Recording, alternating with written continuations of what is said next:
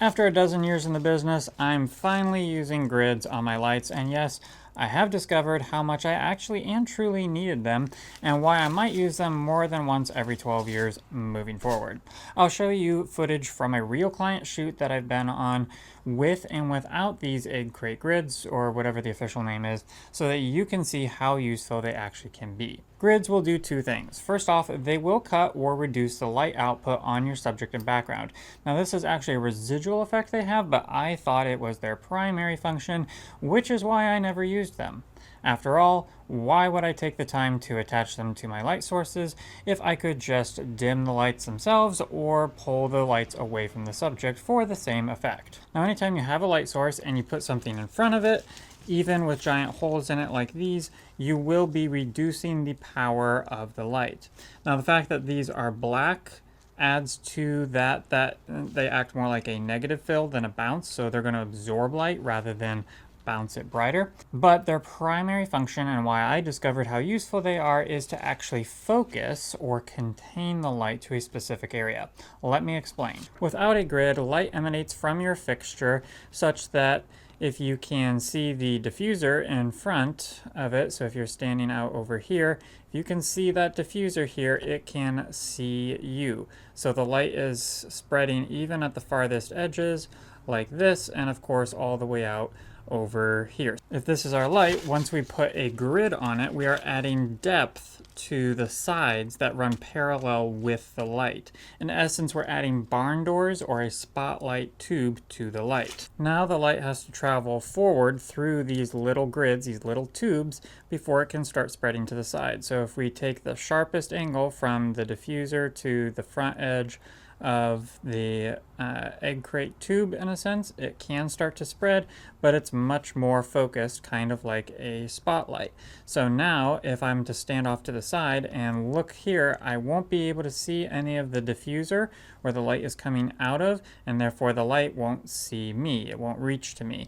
Only when I come to the front will I be able to see through the grid to the actual diffuser where the light is emanating, and the light will be able to see me or get to me, and so we have this nice narrow banded focused area of light. Now how is this useful to me on set? Well, I was filming this interview in a walkout basement, and my backdrop was this rather reflective paneling around the fireplace. When I originally set my lights up, you can see, here's my subject, my background, my lights, my camera. You can see with the wide spread that so much of this whole area is being able to be reached by the lights themselves through the diffuser. And so we get a large area that is the light is passing to, bouncing off of, and reflecting back to the camera. Now the first time I shot here, I didn't have the egg crate grids with me because I have never used them in a dozen years. But I immediately saw this nasty glare and had to compensate. And this is where I discovered that grids would have actually helped me. So since I didn't have them with me, I had to move my lights almost to the very sides of my talent, my cast, to reduce how much was able to bounce or reflect off that background back at the camera. Now look what happens when I can use the original lighting positions at 45 degrees angle, creating my key and fill light. But with the egg crate grids, I'm able to focus that light, get less bounce off my background. Any bounce is most likely going to emanate away from the camera, and it's going to look something like this. So the light is focused on the talent rather than spilling across the room, and also allows the talent to pop off the background a little bit more and look like a better interview because the talent is well lit and the background is a little bit darker. This almost looks like I'm using only available light, but no, this would be what available light looks like. Freaky, huh? This is only room and window lights. Here is the interview with my practical lights way to the side of the cast. Here is lights with no grid, and here is lights with grid.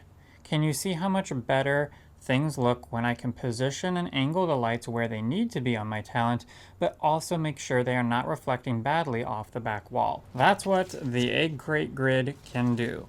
Yes, it does cut down on the strength of the light, so I have to brighten them to compensate for a better exposure, but the results are so much better. Well, I hope this video was helpful for you, because though I won't be seeing you in the next one, you're sure to see me. Rough.